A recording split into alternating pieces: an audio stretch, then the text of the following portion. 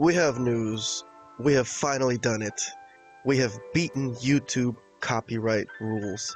We had the idea to do watch-alongs of wrestling shows and commenting as the shows played, but YouTube enforces strict rules and will demonetize or completely block videos with copyrighted material, despite the Fair Use Act giving people a legal right to use copyrighted material for the purposes of commentary. But hey, it's YouTube's ballgame, and we gotta play by their rules if we want to be on their platform. So we've tried many ideas to work around this. Our overlay was very unpopular. Our viewers complained it was a struggle to fight through the chaos to see the content underneath. This one was even worse, as viewers described the overlay as making them strangely suicidal. But get this, we have figured a workaround to let you watch these videos clearly and for free. Here's the secret. Are you ready? Our solution is to put any third-party content real tiny over here in the corner. And you YouTube users are free to zoom in on any part of a video that you'd like. It's as easy as that. If you want an even clearer picture, you can go to your YouTube settings, go to Quality, Advanced, and change to 1080p. Voila! Freedom. Now we can enjoy our wrestling. Thank you for listening to the Malapert Smark Podcast.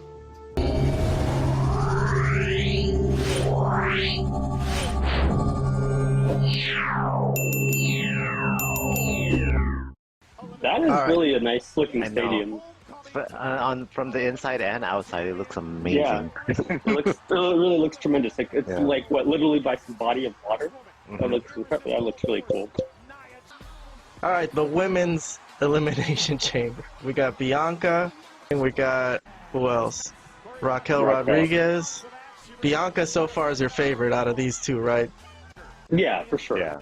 Tiffany Stratton coming off of NXT in a pretty big match right off the bat. Yeah. But she's already had experience. She's been put through the ringer, right? I know Robert watches NXT, so yeah. Well, she's had matches with Becky Lynch, I remember. Yeah. Liv Morgan, all right, former world champion. Don't expect her to win either, but still good competitor here. Naomi probably got the coolest outfit, right? She glows in the dark. Her shoes have lights too. And she just recently came back. Becky Lynch. All right, who would you say the favorite would be out of Becky and Bianca? Based on the segments and the Raws leading up to this, Becky Lynch, for sure. Yeah, I have to agree. If I hadn't watched the Raw segments, I would have said it's between her and Bianca, but based on the previous Raw episodes, they pretty much telegraphed her victory.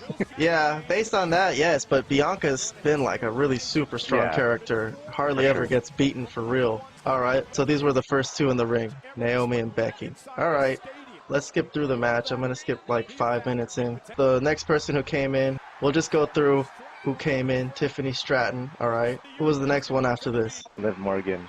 Liv Morgan was next after that, okay. So I think there's going to be an elimination here before the next competitor comes in. Well, I know there is an elimination. I don't know if it's right before the next person comes in or not, though.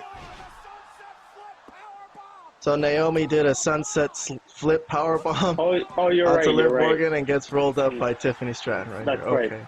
All right. First elimination is Naomi. All right. Well, that's a good pinfall for Tiffany, making her look good. Let's see who came in next. Raquel. All right. Let's skip forward a little bit. All right. Next one was Bianca. Yeah. Now it's getting serious, right? Now some of the serious competitors are in there. Bianca got a good spot later in the match, you would think. Yeah, that's true. She should be fresh. Let me skip forward a little bit here. Okay, so here's one of the high spots. It's Liv Morgan. Right. See if you guys want to rate this. Off the top of the pod onto Raquel, who was in between two of the ropes. Hit her with her ass. Yeah, that was pretty solid. That was pretty good, you know. Pretty dark in this elimination chamber. I don't know why. It seemed like the lighting wasn't as good as it usually is for WWE. Well, here's another one of the big spots. This is probably the best spot right here. Tiffany Stratton up on one of them pods in the corner, and waiting to catch her at the bottom is Bianca, Becky Lynch, and Raquel. Three of the biggest superstars in the WWE universe. Tiffany says it's time to do something crazy, huh? Like Sammy Guevara. She's channeling her inner Sammy Guevara. Yeah. No, but I will say I'm actually been quite impressed with Tiffany Stratton, her brief appearances on SmackDown that she's had. She's actually quite good. I mean, as a character and as a wrestler. I didn't know much about her. I didn't really see those matches with Becky Lynch, but I'm quite impressed, I have to be honest. She's better than a lot of the women already on the main roster. She's doing really well. I think they found a good one here. Like, she's a great heel character. Like, perfect. And, man, her fake slaps are perfect. Like, I don't know if you saw her slap on Bianca on SmackDown. She laid that in perfectly, man. She did. She smacked the shit out of her, man. I was like, woo. Well, there she goes. Well, and you saw the crowd reaction. The crowd was actually rooting for her. You know, they actually wanted her to go. I don't know if they wanted her to win, but they wanted her at least to go farther. It didn't seem like that big a move off the top rope that Liv Morgan hit on her, but that was it for her. Good showing. Yeah, but good showing. For the most part, really good showing for her. Since this is like her main first time pay-per-view on the main roster, right? So good showing. All right, so here's the next spot I have bookmarked. Let's see what happens. This is the end of Raquel right here. She's gonna get kiss of death by Bianca, which is pretty crazy. How she could do that. I mean, obviously that's fantastic. I mean, that shows so big. What kind of athlete and the strength that Bianca has. Bianca is like the best. She's probably the best athlete amongst both men and women. She's incredible as just an athletic, from an athleticism standpoint. She should go over, man. Well, I think the only reason Becky. Well, we'll talk about that later. But let's finish this match. All right, so this is the end of Bianca. This is how she gets eliminated. She's gonna get rolled up by Liv Morgan after. Well, she doesn't hit the KOD on Becky, but Morgan from behind pulls her tights. Fast elimination. And then in quick succession, this is the end of the match too. Yeah. Becky hits Liv Morgan as soon as she turned around, and that was it. Before you knew it, the match was over. Well, anybody want to say anything about the booking? The only thing I'll say, I mean, I'm fine with the booking. I have no problem with Becky versus Rhea WrestleMania. The only thing I'm a little puzzled, or maybe I don't know if I'm in the minority about, is why Liv Morgan is always like at the end of these. I don't find her interesting. I mean, nothing against her personally. I don't know her. She's probably a fine human being.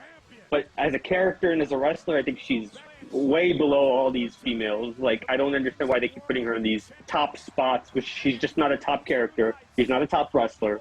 I'm a little puzzled by it. I think she is, man. I disagree with you there. I don't think she is. I like how she sells. Earlier in the match, she was taking punches, screaming. You know, at least she registers. Punches, screaming? Yeah, she registers she registers the damage that's being taken. So you're saying she sells well. Okay, maybe she does. I'm not sure. I haven't really seen anything that I've been overwhelmed with her or impressed with her ability as a wrestler. She's tiny. I know Becky Lynch is tiny, but Becky Lynch at least has a personality. And that's the only thing I'm a little confused about. But other than that, this was a great overall match. It really showcased all the females there quite well. And I don't really have a problem with it. It just kind of makes me wonder what they are going to do with Bianca, because I really thought that they were building up Bianca versus Rhea at WrestleMania. But I guess it's going to be Becky, which is fine too. I think Bianca... Well, let Robert go first. Okay. Yeah. What do you think of the booking and all of it, and the match and everything? Well, I mean, I kind of said it already that Becky's win for me was already telegraphed based on the Raw segments leading up to it. So I predicted her to win just based on that alone. If I hadn't watched those Raw segments, I would have thought both her and Bianca Belair were the two favorites. I do want to make one comment besides just the booking. I do want to talk about Tiffany Stratton a little bit. Wow. Boy, oh boy, does Australia really love Tiffany Stratton. Every single time she got attacked, whoever attacked her was getting booed. Like everybody. And then anything that she did well was cheered. So, yeah, they were clearly cheering for her. I don't know if they wanted her to necessarily win the whole thing, but they were definitely on her side. So yeah. which is cool. I mean, she's great, and I see a lot of star potential in her. I think she can be a big superstar for the WWE female roster. The only thing about her that I wish she did change is like the whole Tiffy time thing. I don't know. Maybe I just something have to get used to it because whenever she does this, I'm thinking of Damian Lillard. Oh, like Dame time. That's the Dame time. That's Dame time to me when she does that. So I don't know. Maybe in time I'll think of her instead of Damian Lillard whenever I see that. But that's just me personally. It hasn't Yeah. been Dame time in quite a while, but maybe this year in the playoffs. We'll see. Well, we'll see. But that's his thing. So when she does that, I'm still in my head thinking Dame time, not Tiffy time. But yeah, she's great, and clearly Yeah, cool. Australia was on her side. Yeah, as far as the booking, yeah, I don't have any problems with Becky winning because she's been a top star for a long time. So it's not like it didn't make sense. I still think Bianca has looked stronger in the more recent years. But yeah, Becky's still one of the top stars, so it's not a surprise. And especially given the segments in Raw where it clearly shows that WWE was moving towards a feud between her and Rhea Ripley. Well, I would say I think the reason they booked Becky instead of Bianca is because Becky probably makes more sense logically to do a job for her, like Yeah. clean. I think that's probably what it's going to be. And Bianca, I don't know if you don't WWE are smart. They don't let their stars lose clean for no reason. So they wouldn't have sent Bianca out there to lose to Rhea because they need them both to look good for the coming days. So yeah, that's why I don't think it would have made sense to book Bianca versus Rhea. Although it would have been kind of the more juicier match, but who's gonna win? Unless there's some kind of shenanigans or something. But I think it's WrestleMania, and they probably want just a victory for Rhea, and it'll be a good match, and that'll be that. So, all right, let's move along. Yeah, I think Kahan, you're right on that one. That was a good point.